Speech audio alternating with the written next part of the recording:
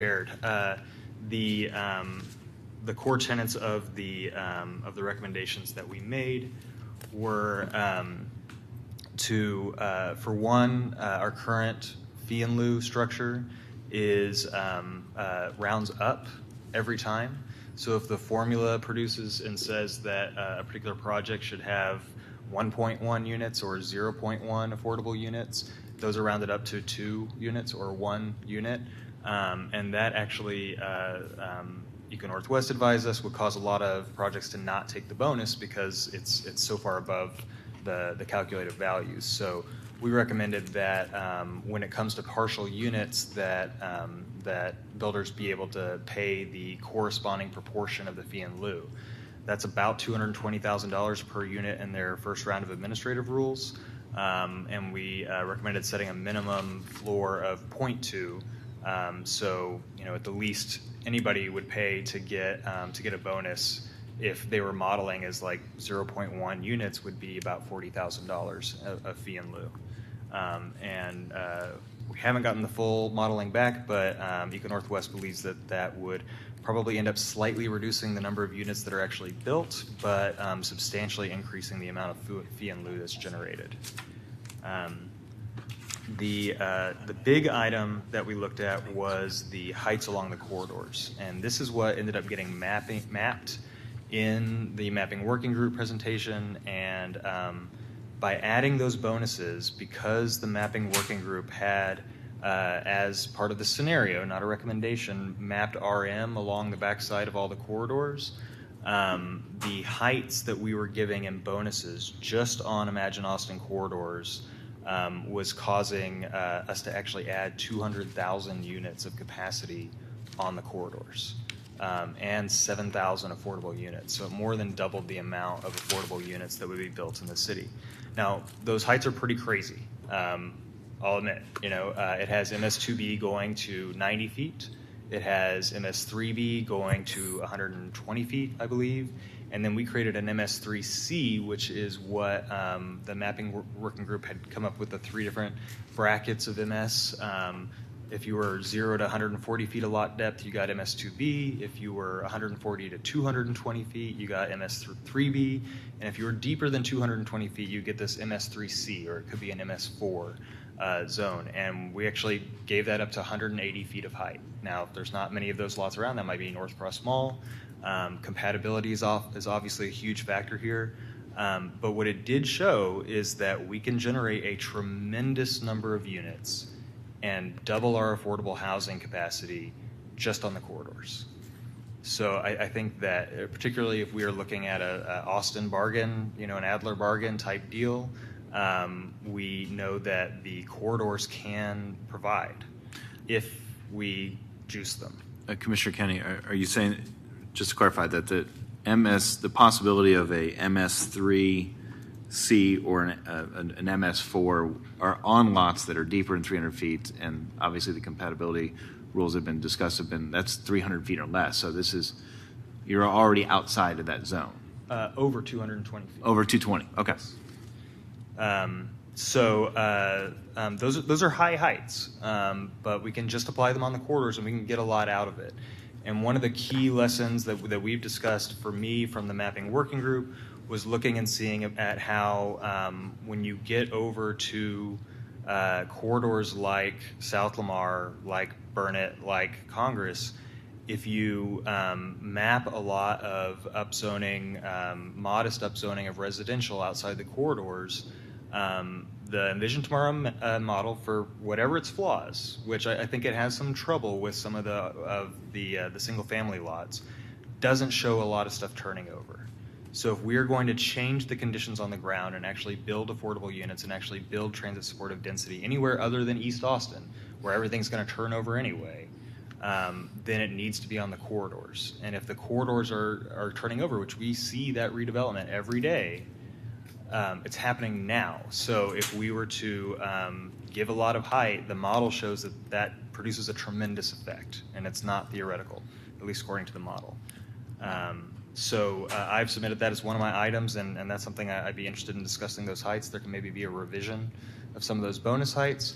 But the other thing that it allows us to do is to keep base entitlements the same as current code, and really extract all of that value. And there's it about doubles the amount of taxable value in the city. So if you want to talk about in terms of local taxing district that could provide tax revenue for transit lines along corridors, that could be how you do it, even with the affordable housing bonuses. Commissioner McGraw. So when you talk about these deep tracks, which I think have a lot of potential also, and you say you want to go, say, to 180 feet, are you taking the entire tract to 180 feet? We modeled it with the entitlement of 180 feet through the bonus. Our mapping that we performed mapped RM along the back side of that, which under draft 3 turned off compatibility, right? And that's something that we need to discuss as a commission and what we think is appropriate there. But in terms of the modeling, yes. So it would be 180 feet right adjacent to houses? Well, right adjacent to multifamily. That was to get to the unit number you're talking about. Mm-hmm. You're not saying that that's what has to be done. You're saying to get Yes. those numbers, Yes. that's what has to be done. We wanted to Right. test what the kind of theoretical capacity So- of the corridors could be. And so we based the bonus heights on what builders were saying they could build to for those size lots. So what we now know is that the capacity of our corridors, of our Imagine Austin corridors, is 220,000 additional units and 7,000 additional units Yeah. of affordable So- housing. One question I've thought about lately that we haven't talked about much is we started this whole process, and I know we talked about the transect idea, and I know we got rid of the transect language, but the idea was still a gradual increase in height and density. And so the way I envision how we would map a deep tract is that we would transition down on that tract. We would not max out that tract and then raise what's next to it if it was single-family housing. So I guess my question is, why are we not looking at the transition on the back of those deep tracts? That would be the way I would look at it, and not just max out the whole deep tract. So I think that's where you're getting tremendous numbers that I think in reality we wouldn't do. Sure. I think there was a question in there. No, Well- like why wasn't it modeled the other way? But if I remember correctly from the mapping exercises, the other numbers we were getting were based on what you're saying. That's where the mapping group was kind of hitting like a point of like, okay, well, that's what you get. Well, so that was done. Mm-hmm. The question then is, well, how could you get more affordable units through other mechanisms? And that's what you're looking at. Yeah, what we saw is if we added height through a transition zone, that on the west side, it wasn't doing anything. So I think that compatibility, how it works and what the form is, the bonuses, and the mapping and where that triggers compatibility, all those three things are really inextricably linked and need to be thought of together.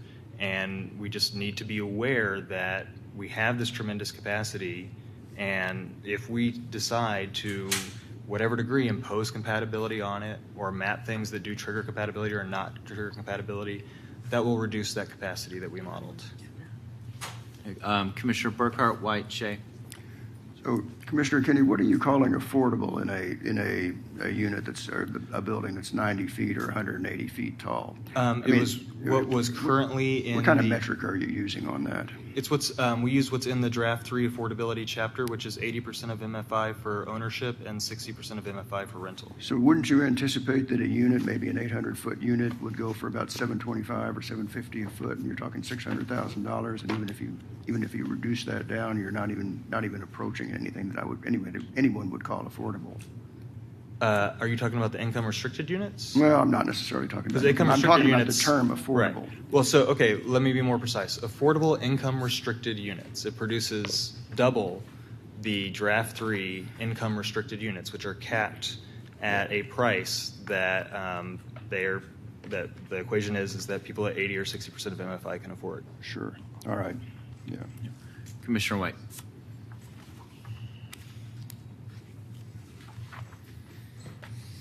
So I don't know if we started questions before you were done talking about what the affordable group was looking at, but there were a couple of things that I was hoping that you guys were looking at, and if you did, I would like to know more about it. I'm wondering if you looked at how many additional units would be available if we calculated the density bonus on the total number of units instead of on the bonus number of units. Right now in VMU, we calculate on the total number of units, and we get a substantial amount more of affordable units per unit than we do under D3. So I wonder if you looked at that and what the applicability of trying that out on some lots would be. I also want to know if there was a conversation regarding having deeper affordability and the balance of what if we have lesser units, but they're actually affordable, which I think is what Commissioner Burkhart was talking about. Is 60% MFI and 80% MFI good enough? Maybe it is. Maybe that's as good as zoning can do, but was there an opportunity in your work group to talk about kind of the trade-offs of going deeper? Then the third question would be, what sort of small-scale bonus programs did you guys look at? Go in order there. So the mapping still assume the same -A bonusing or zoning that we've been looking at, in which just like VMU, all of the residential units are considered part of the bonus. So in that sense, anywhere where we have the -A, where we've added the residential, that's calculated just like VMU. In terms of how they do it, that's in currently their draft administrative rules. But in the draft administrative rules, what they do is they say we calculate the value of the bonus and then say, okay, let's take 50% of that for the public and 50% of it is the incentive to do it for the developer. I've heard a lot of critiques about the way it's calculated, and I think after we get done with the zoning text, we maybe look at more instructions or other chapters. I do think it's very important to put some directives into the, at least attached to or as part of the affordable housing chapter that make the recalibration, right now it's optionally annual. I think it should be mandatory annual. And we can put some, and I have some language on goals to evaluate it against. And I think another thing that we could put in there is that it needs to be evaluated for a wider variety of MFI levels. Those are all things that we can look at in terms of putting instructions in the affordable housing chapter. I have not submitted those items yet because I thought we were going to do that after the zoning chapter, but those are all very valid points. But I do think calibration is absolutely critical. And